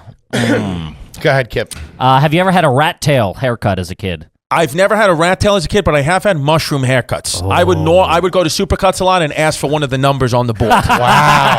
You're that fucking guy? I'm that guy for a long time. Yeah. Yeah. That's tough. Lines in your head? Lines in my head. Yes, I had a line in my head. I had a line in my head 4 months ago. Jesus. In the pandemic, I've had a line. I've asked for the barber to put a line Ironically, or just because, I fucking just, I don't know. I'm Chrissy Lineheads. Have you ever had a line in your eyebrow? yeah, No, I haven't had a line in my eyebrow, but I did once shave both of my eyebrows off. Why? When I looked like I had cancer. I don't know. Anthony Soprano? What the fuck? Yeah, it's just fucking somebody, I forgot what it was. Somebody said that I had a unibrow on my eyebrows, whatever. And I was like 19, 20 years old, and I went in the bathroom and I shaved both of my eyebrows off. Oh, man. And I remember my dad came and picked me up for basketball practice. He was like, what the fuck happened to your face? I was like, I shaved my eyebrows off. He was like, why? I was like, I don't know. That's great. Yeah, so I shaved my eyebrows off once, but I've never had a line in the eyebrow. No. Okay. All right. Anyone in your family collect the state quarters? The state quarters? What do you mean? Remember that? Like they came out probably in the 2000s. It was like, Alabama and then Hawaii. No, nobody collects the state quarters, but I do know every state capital. That's Really? That's for punishment. If I would get in trouble, what my mother would do is lock me in my bedroom, and she had the key from the outside, and I have to recite the state capitals and read the encyclopedia for fucking 2 hours. And it literally, if I was an hour and 55 minutes in and I stopped, like thinking like there's no way she's still listening, 2 seconds would go by and you would hear continue. She would just sit out there doing God knows what, maybe crocheting or eating her own dinner, just being like this. That was her form of punishment because she's an academic. So I know these random facts because of her. She'd lock you in your room. Lock me in my room and make me fucking Whose recite door's the locked state from the capital. outside? Fucking my mom. Yeah. Yeah, Sybil. Any tap out gear? Any tap out gear? No, but I do have Ed Hardy shirts. You do. Still? What do you mean? Still to this day. Really? I have a couple of Ed Hardy shirts with the roses, but no tap out gear. I actually don't know anything really about the UFC or fighting. Okay. Have you ever worn an airbrush T-shirt? An airbrush T-shirt. What's that? Like a tie-dye shirt? Like what's No, that? airbrush would be like, you see, like they get like the RIP shirt. It's like, how do you describe Down airbrush? the boardwalk. Yeah, you would down get at a it. boardwalk. Yeah, but like kind of like I would say like Chrissy D or whatever. Like, Yeah, but you can get spray it custom. paint. Yeah. Yes, but that's like with family stuff. Like, we got all buy matching shirts. I've done that gotcha, stuff. okay. Really? I've done that stuff. And I also am the guy, like, I will religiously, still to this day, if I'm performing in, let's say, Philly, every time, even though I've done it so many times, I will get on a double-decker bus tour and go on the tour. I do that every time. Really? In whatever city I'm in, I look for some type of either double-decker bus tour, or if it's like a shit town, some type of walking tour of the city. I always do that. And I always, usually in the airport, will buy some kind of magnet or shot glass from wherever I'm at. Yeah. That's insane. That's fucking awesome. Yeah, while I'm on the road, like actively, I'll do it. I'm going to be in Phoenix in fucking 2 weeks. I'll get on the tour. I have a kind of a travel one. Have you ever gotten the free breakfast at a hotel you weren't a guest at? What I wasn't a guest at multiple times, especially in the beginning when I first started headlining. Absolutely, dude. Yeah, of course. I mean, I'm not fucking making $800. You know, Roll through the Continental. You do that, and which I didn't even know that the Continental. I thought that a Continental breakfast meant that it was free, but it doesn't mean that at all. So there's been times where I went to a hotel, had the Continental breakfast, ate it all, went back up to my room, then got charged. I'm like, why are you charging me for free shit? They're like, it's not free because it means Continental. Did you know that? No, I thought Continental meant it was free. No, Continental means that it's from all different parts of the world. Like the food is just like Continental. Yeah, I think it describes Does the it? food, not the price. No. It has to yeah. say free Continental. Free Continental I breakfast. didn't know that. I thought Continental. Well, you never meant- gone and got like a Continental car wash. You know what I mean? Like, it's not like a word you can just substitute for free. No, I think Continental means like there's no actual main dish. It's like bagels and shit like that. Yeah, it describes the food. But it doesn't mean that it's free. Complimentary It's not like Continental there was breakfast. goulash down there. What? You never Like know. different continents. I don't know, but it ain't free. I know that much. Apparently. How do you feel about fettuccine Alfredo? Fettuccine Alfredo, how do I feel about it? I ate it last night. Swear to God. My go-to dish is fettuccine Alfredo with grilled chicken or grilled shrimp if I'm trying to be healthy, and a side of garlic nuts. Wait, you ordered it out? I ordered out either Nono's Pizzeria or Nino's Pizzeria in Bay Ridge. Sometimes Gino's Pizzeria. They have great fettuccine Alfredo and great potato croquettes. Dude, it's one of the things about New York. I tell everybody this, but nobody ever believes me. Most local pizza places, their actual food, their Italian food, is usually fucking top shelf. Unbelievable. Unbelievable. Giannis said this too about me. He said, you're the kind of guy, your favorite cuisine is like off the menu pizza stuff or other side of the menu pizzeria stuff. So a Sure. lot of people go into a pizzeria, they order the pizza or whatever. It's like, I'm looking at the menu, Yeah. for what kind of rolls they have, what kind of pasta dishes. 100%. I'm looking at the entrees in the They're pizzeria all unbelievable. day. The place next to my apartment has fucking their shrimp française is fucking unbelievable. Amazing, dude. Top shelf. All right, I got one that we've done before. We did with Shoulder, and I've seen you in professional sports jerseys. Yes. You rock jerseys. That's what I do. Yeah. So it's a hypothetical, right? If you were going to a wedding tomorrow and didn't have a suit, the only thing you could wear was a professional sports jersey, hockey, baseball, football, whatever. What would you choose and why? I would most likely wear my favorite baseball player, Bernie Williams, center fielder, New York Yankees. Bernie Williams batting practice jersey, because I wear the batting practice jerseys because they make me look jacked, even though I'm not jacked. When I take my shirt off, it's a surprise. People are like, oh, I didn't think it was going to be that doughy. Casting director said this to me once, and it was like literally like life changing. I was like, that's the most painful and also funny thing I've heard, and it's like does describe me. He's like, you know what your problem is, Chris? You have leading man face, best friend body. He was like, so you're really not castable? What a fucking dick. But he was right. He's like, so either you got it, so it motivates you to me to try to create my own shit. He's like, because you're really not castable. It's like either fucking be the lead and get ripped, or fucking let it all hang out and be the fat shit best friend. Yeah. So that's what I do. I wear Bernie Williams New York Yankees batting practice jersey. Would you tuck it in, or would you go untucked? No, I go untucked and I throw on some Lulus. I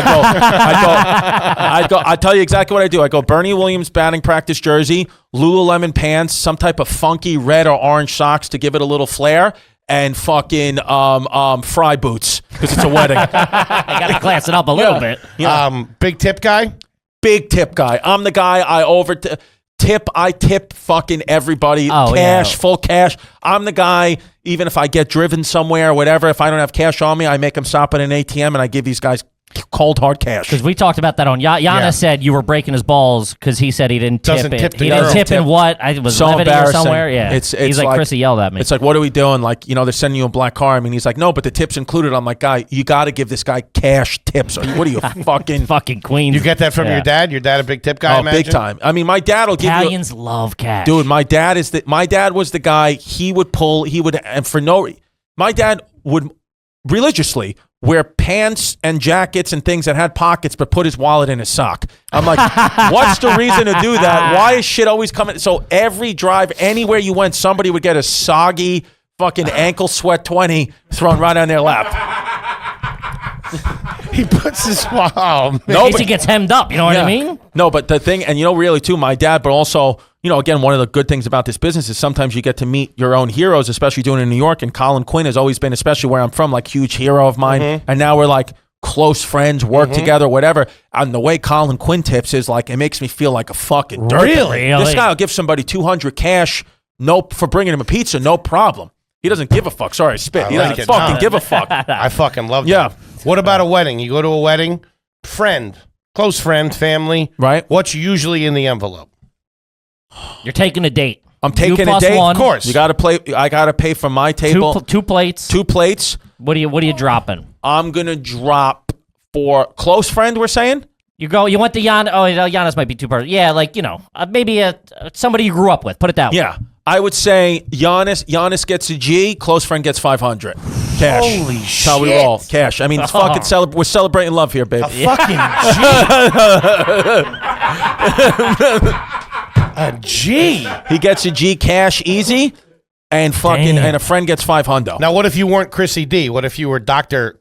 Chris? Dr. Chris. Still have cash, probably. I would still find a way to have chiropractor. cash. Listen, if I have the means to do it, I would do it. If I would give as much as I could. What's the least you would give? That you would consider you're embarrassed or you wouldn't go? You're coming to my wedding. What are you dropping? If I was coming to your wedding and I was down on my luck, I'd give you 300 cash with a poster that says, "I'm really sorry, I'm embarrassed."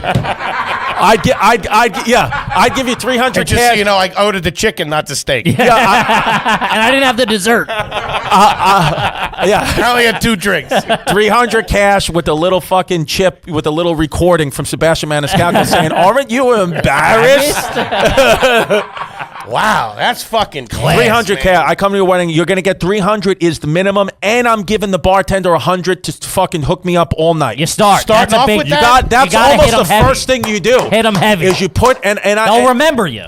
I say, look, here's what it is. This is what it is. All night. That's what I want. Hey, 4 eyes. Woo-hoo, right All here. night, because it's like really, because in the grand scheme of things, I look at it as I spent 400 for a fun night out. If it was going to be make or break, I can't make around with that. I can't do it. But 400, money is money. You can make $400. I'm not. I'm like 400. I don't think is going to make or break my life. So it's like we're out of marriage, celebrating love. Why not just have a? If I went out on the town and fucking dinners, drinks, I might spend that anyway. Yeah. So why not give it to these fucking people? Probably just Drop this the poor hundo, girl's yeah. father just spent 100K on this fucking wedding. She's going to divorce this guy in 3 years anyway.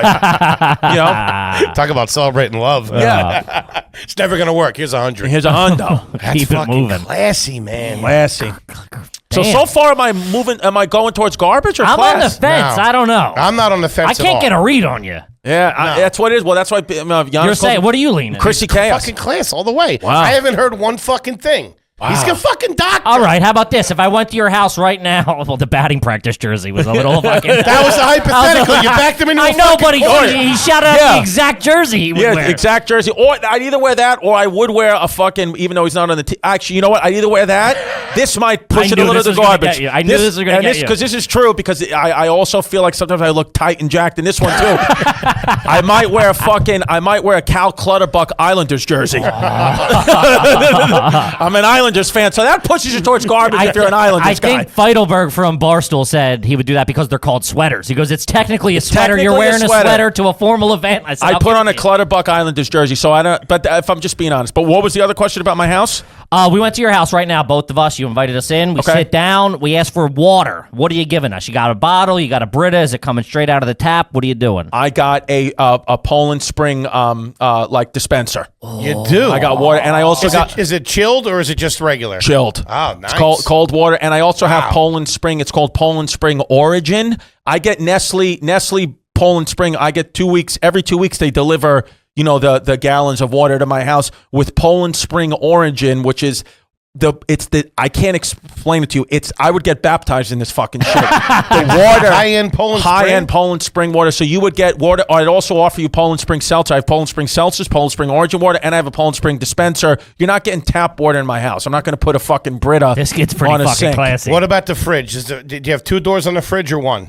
Right now, currently 2. Right now, currently 1 door. Every house I've looked at on Long Island has a 2-door fridge. It's a necessity for my girl. Sure. Yeah. I imagine it's fucking class. The house, I imagine, is impeccably clean and nice and neat. The house is impeccably clean, but I got to give that to my girl. That's really her. Fridge, you have everything lined up like on Cribs when you open the fridge, all that shit. Because of her, she has all that shit lined up. She's Puerto Rican, so it's fucking. She'll have a fucking full dead chicken. Yeah, right. hanging She'll have upside live down. chickens hanging upside down in the kids' bedrooms. We're having pollo, arroz con pollo. Cockfights later. Yeah, Does she cook? she cooks great. Really? She cooks great, and you know what she does, which is fucking nice, and it's a rare thing.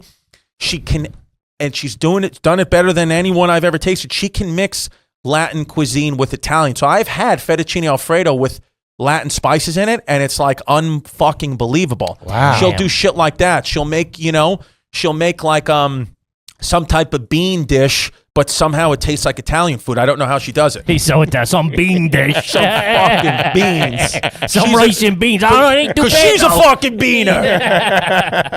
Shoes off in the house? Shoes off in the house. Wow. That's See? again, yeah, Come you got on. it. There's a whole shoe rack right off. And again, I got to give credit where credit's due. That's really her. She won't let you, you can't walk in because she's like, you know what, your daughter's on the floor here. We can't have shoes in the house. Sure. All right. Pretty Yep. good. Ever use a fork to scratch your back? I've never used a fork to scratch my back, but I do use a fork to eat Chinese food. I don't use chopsticks. I don't think that qualifies as anything. But thanks for They volunteering. just had to let you know. Yeah, a fork. This kid's American all the way. I'll tell Yeah, you that. fucking sushi. If I'm gonna do sushi, because that's the thing. It's like my grandfather fought in World War II. It's like to the day he died, he thought the Japanese were still the enemy. So in an honor to him, I like sushi. It's fucking healthy for me. I'm Chrissy cholesterol. It helps lower my cholesterol. But because I want to just prove to him, and if he's looking down at me that I'm American, I eat that shit with a fork. I will not. They give me a chopstick. I say, wrong country, babe. Bring me the fork. And I only get the roles that have American names. I only get a Philadelphia roll, a Boston roll, a New York roll. I'm not going to get anything. If it's only one of the original 13 colonies. It's got to be one of the original 13 colonies. Yeah. They had to fucking that city had to prove to me that Give they me the Delaware roll right now. I'm going to get 2 Gettysburg rolls, please. Yeah, they fought against fucking tyranny. Yeah. I want the George Washington roll. Okay. Fuck, man, that is good stuff. Let's see what else we got here. You got anything, big man? Yeah, favorite cartoon when you were a kid. Favorite cartoon when I was a kid? And favorite toy. Favorite toy was probably my Tatanka action figure. WWF, the old school wrestler, love him. Favorite cartoon, I would say it's a toss-up between Animaniacs and Teenage Mutant Ninja Turtles. Classy answers right there. Wow. Animaniacs way ahead of its time. Great Turtles. show. I mean, it's almost like saying your favorite basketball player is Michael Jordan, because I know all kids like Teenage Mutant Ninja Turtles. Yeah. But that's what I watched, I would say, the most, that cartoon. Yeah. Turtles were tight. Yeah. Growing up or now, do you keep your batteries in the refrigerator? I don't keep my batteries in the refrigerator, no, and I don't think I've ever done that. Good. I've never It's the kept right my batteries answer. in the refrigerator. It's the right answer. Okay, there you go. Do you have an Amex card? Do I have an Amex card? Yes. Is it black? It's not black. It's gray, but it's an Amex card. It's a Delta Sky Miles Amex card. Legit. There you go. I have long 2 as credit it's- cards: as long as Capital it's not- One and Amex. Capital One. So there you go. That was your first one. That was my first one because Where'd you get the Amex? and I only got that one because I fucking Jennifer Garner. I listened to the commercials. Yeah, I tell you what, she could get me to do anything. anything. Jennifer Garner sold me Man. that, and I used the points. I used the Capital One points because JG told me to do it. Jennifer Gardner and Catch Me If You Can. I just watched that. Oh, amazing that. something Oh, you know else. what's in Sleeper Pick? What I used to jerk off to all the time when I was a kid is Jamie Lee Curtis in True Lies. Buddy, Come Jamie on. Lee What am I, Curtis a in fucking Trading asshole? Places. That one I've never seen. You've never seen Trading She Places? shows her tits, doesn't she? Here's some dirtbag shit about me. She is. But that the when she's the dancing, perfect woman. In my life, never seen any of the Godfathers. I've never seen the Godfathers, and I've never eaten a pork chop or had goat cheese in my whole life. I don't know if that makes me garbage. I don't know. What the fuck is wrong with It you? makes you a wacko for Yeah. sure. Why would you? Yeah, Listen, I don't know your next question, but I never had a pork chop. yeah. I don't know what Why? kind of. I don't know. I just. How do you not have a pork chop? I've just I never. had one. honestly might say I don't think I've ever had a pork chop either. I've never had a pork chop. Yeah, I've never had goat cheese. I'm a very weird eater. pork Yeah. chops and applesauce, sauerkraut. Fucking Yeah, no, good night. applesauce. I've had applesauce. I used to eat Mott's applesauce out of the jar with yeah. my hands. Yeah. That ain't gonna help I was you with out. you till the hand. Is this recently? And my go-to, kind of, yeah. Well, because my daughter, I've eaten it, yeah, because applesauce makes a comeback when you have a kid, because, you forget, because now it's like dipping the macaroni and cheese in the applesauce is like, that's what we do. Like, I hope that my daughter doesn't finish her meal, even if she's malnutrition. I'm like, I want to eat that fucking applesauce. Yeah, Wow. dude, dipping a chicken nugget and fucking Oh, it's the applesauce best. ain't nothing wrong I with never it. heard macaroni and cheese in applesauce. Macaroni and cheese and chicken nuggets and I don't play applesauce. by the rules. What are you talking like about? that. What it is, Chrissy Chaos. And also saltine crackers and Arizona iced tea. That was my snack growing up all the time. Wow. Yep. Huh.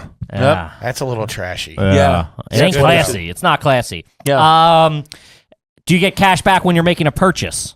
Cash back when I'm making a purchase, meaning like They go, do you want cash back? You go, yeah, I'll take The 10 check bucks. when you hit the button. You want cash You're back. at 7-Eleven buying, applesauce. right, And they go, you want cash back? and I give them a 5. No, you no. pay with a card. I'm sorry. Okay. Oh, Oh, you're no. tipping the 7-Eleven I was gonna guy? say, no. Go ahead. That's for you. That's real. No. I've never asked for cash back. That's I've classy never right done there. that. Yeah. Ever use the ATM just to check your balance?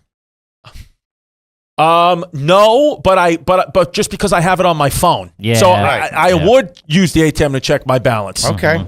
But Have you ever stayed at a resort with a swim-up bar?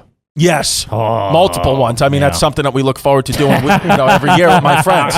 Yeah. Ocean City, Maryland. And where was you? Is that where you'd go on vacation when you were a kid? Secrets, yeah, we Secrets, go. Ocean Well, City, Maryland. well, when I was a kid, what my mother's number one, we would drive from New York to Florida. That's What? Yeah, that was a fucking big one. We would always What kind drive. of car? Oh God, probably a Yeah, Toyota. Yeah, yeah. Toyota. Oh, no, a Saturn. My grandpa had a Saturn. A Saturn. That's bad news. So we would go from Those things stunk. New York to Florida in a Saturn, and then also my mother would take me on fucking cruises. I would be me and my mom on a cruise once a year, and always be to some bullshit place. Like I remember one time she went through a breakup, and she just like on a whim, because this was like the late '90s. She was like, I remember she was like going through this breakup and it was like bad. She was like in a fight on the phone or whatever. And then she's like, I'm fucking sick of this shit, whatever. And then she like wipes off her makeup and her tears. She's like, Chris, she's like, I got great news. She's like, we're gonna have a good week and we're gonna go on a cruise. And I'm thinking like, fucking awesome. This is great. Like we're gonna go to like Bermuda or something like that. Nova Scotia, Canada. With my mom.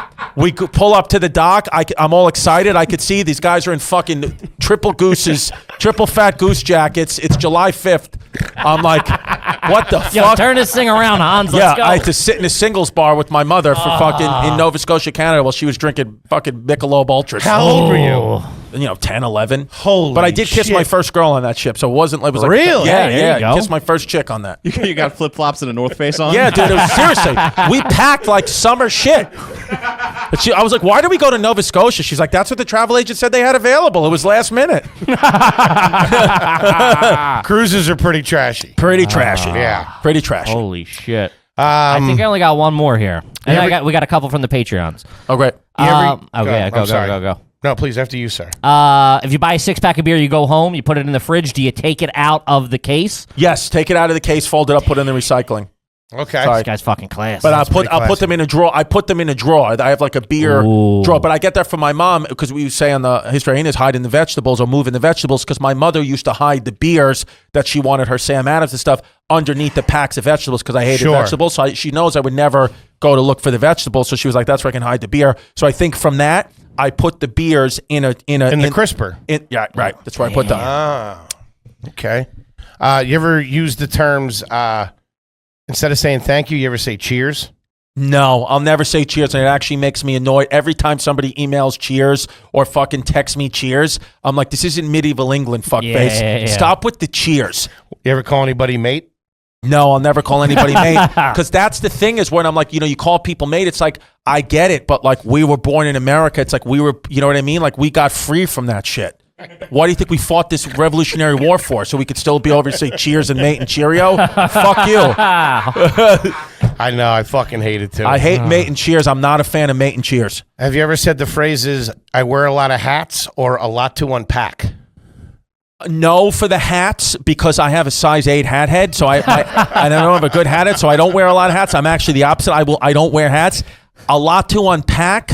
I have a lot to unpack, meaning like emotionally. No, Yeah. you would just. Have you ever used these phrases? Like I got a lot to unpack, or someone It's will a lot be to like, unpack. now that Biden, the emotional baggage of Biden being president is a lot to unpack. It's a lot to unpack. Like we have a lot to work through, a lot to work with. I would instead of saying that we have a lot to work through, I would say like now you would say Joe Biden's president. That's a lot to unpack. I would say I demand a recount. I know. That's right. Yeah. Seriously. Yeah. I would say Joe Biden's president's going to be a long 4 years. Yeah. Have you ever used the term this, that, or the other thing? Like this, that, the other thing? This, that, the other thing. No, but I do say yada, yada, yada. Yeah. Shout out to Seinfeld. Yeah. That's all right. Yeah. Give you that. All right, I got a couple. Do you have any more? And then I got a couple from the Patreon. No, shoot the Patreons. All right, so guys, as you know, when you sign up for the Patreon, we will ask one of your garbage questions. It's the only way to do it because we get so many submissions. So these are actually from History Hyena fans. Oh, great. They can tell by Nice. the names when they sign up. Oh my God. Our Patreon names are wild. Yeah. This is Mike the Fuzzy Non-Muzzy Sandra DJ. Have you ever donated to NPR? No, I've never donated to NPR and I never will. I don't even. He's got the kind of face that he couldn't even find it on the radio. If he had to. Yeah, no, not and I've never listened in my life to NPR. Communist propaganda. He's fucking, commie fucks. This is. Next thing you know, I'm using chopsticks. What the fuck you want from me? Fuck. This goes into a bigger one too. This is Victoria. Make no mistake, doesn't want to get sent to the back Hillier. Do you ask for more bread at a restaurant just to steal and take it home with you? No, I've never taken the bread. I've never taken the. Will you do leftovers? Take leftovers home? 100% take leftovers. I have taken silverware home. Which I don't know if that's. Oh man, that's late in the game. He drops that one on you. Yeah. He was fucking. He was Chrissy Greenlights until that came out. Why are you taking silverware? It's Because just. he's Queen's trash. It's What do you Queen's mean? trash because you fucking never know when you need a spoon. I've taken silverware from multiple Red Lobsters. Yeah. Speaking, growing up, did you have milk with dinner? Milk with dinner? No, never really had milk with dinner, and now I drink mostly almond milk. Wow, So that's pretty good. Yeah. At your house, is the butter on the counter or in the refrigerator? Butter's in the refrigerator. Okay. Yeah. Okay. People would say that's classy. It's plant-based butter too. She's like a vegan. My girl's like vegan and Really? vegetarian, so it's plant-based fucking butter. Is it So you're good? creeping that way. No, I mean I just got to eat the food she cooks, but it's like I mean as soon as like I leave here, I'm getting a fucking pepperoni slice. There's a good place on like 30, right on 9th Ave. 39th and 8th is really good. Yeah. All right, good. Uptown, it's called Upside Pizza or something like that. It's good. How is the vegan butter? For me, it's like butter's butter. It's like it's butter, so I don't taste the difference. But you know, it's just one of those things where it's like because the thing is with her, she didn't tell me she was giving me vegan dishes. Like yesterday, she cooked the fettuccine Alfredo. We had the fettuccine Alfredo, and then she had crab cakes. But the crab cakes were not real crab meat. They were vegan crab cakes, and she didn't tell me till after it was done. I was like, those crab cakes were awesome. I said, were awesome. I was like, would you go to Maryland and get those? She was like, no, they're fucking vegan crab cakes. She was like, I got them from Dr. Prager's. I was like, what? Damn. Yeah. Dr. Prager's all right. They make a veggie burger. It's pretty fucking good. Yeah, pretty fucking good.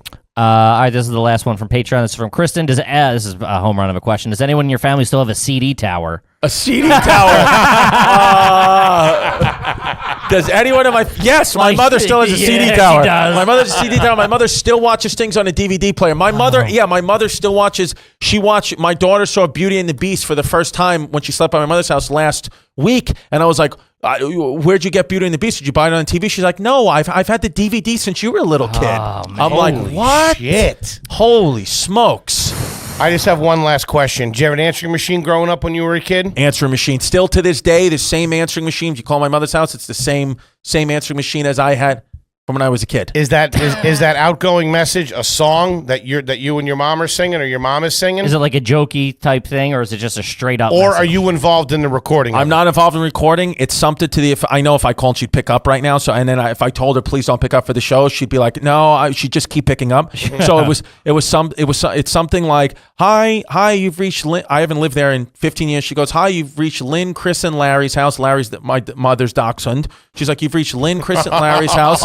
We're not home right now, but please leave a message after the beep, and I'll call you back as soon as I'm done feeding my dog. Garbaggio. Yes. Fucking trash, man. Yeah. Oh. He does well with the tipping and shit like that, Yeah. but he's fucking Queen's trash. Nice try, pretty boy. You almost made it out of here, bro. My mother still has a rotary phone too. Holy shit. Yeah, she just doesn't like to part with Broad's stuff. old school. I Yeah. like it. Wow. Okay, naming the dog in the answering machine, major trash. The fact that the dog has a human name, real trash. And I got to take all the credit on that. My mother said, you can name the dog. And I said, for me, Mom, there's only one option. It's got to be a funny human name. So out of those, the only three options that come to mind, Larry, Gary, or Harry. You pick which one, and she picked Larry. I think if you have a pet, it has to be a funny human name. Like the funniest dog I've ever seen is I was at the dog run with my dog Larry, and there was a 300-pound Rottweiler named Josephine. Some fat chick from Queens. Yeah. Oh, that's great. Yeah, I mean, seal the deal with the answer machine. You're fucking you're trash. trash. I love it, baby. Trash. I came close to class. Came real You fucking really- close. you The hit- last questions, as far as I'm concerned. It happens. How do more people who come on the show go class garbage? Is it 50-50? Garbage. It's yeah. all- I We're mean, all it's all- everyone's garbage. Doesn't matter where you came from, money, this, that, the other thing. Yeah. 99.9% of people are trash. Have you had Schultz on? Yeah, we had Schultz on early. And you gave him garbage? Nah, no garbage. I mean, that kid is fucking classy. Yeah, he's all Yeah, Father's class. a ballet instructor. Yeah, I know. You know? Yeah. But it's like he's like he's like new money trash a little bit. Like he's God. going to these fancy restaurants. He doesn't know what he's doing. Yeah. but he does it right. Yeah, he doesn't. But he does it right, man. Tim Dillon would be an interesting one to get Can't on wait to here. have we'll him. have- Timmy when is he's back. fucking you don't see the class coming with that I kid. know. Because you're like, oh, this kid's a fucking dirtbag from Nassau County, and then you talk to him like, oh no, Timmy is classy. He knows his way around a good restaurant. Timmy's classy. And that's one of the reasons why we can't wait to have him on, is because I want to get some official rulings from him on Tim on actually different should, things. he would change the scope of the show because he may be able to tell you you're not asking the right He question. could write Yeah. the Constitution. Yeah. Honestly, that's really Of this that's great really- country. Yeah, the Tim of rights. Chrissy D, man, this was Thank you. fucking unbelievable. Thank you so much for coming in. You got anything you Thanks, want to man. let the folks out there know?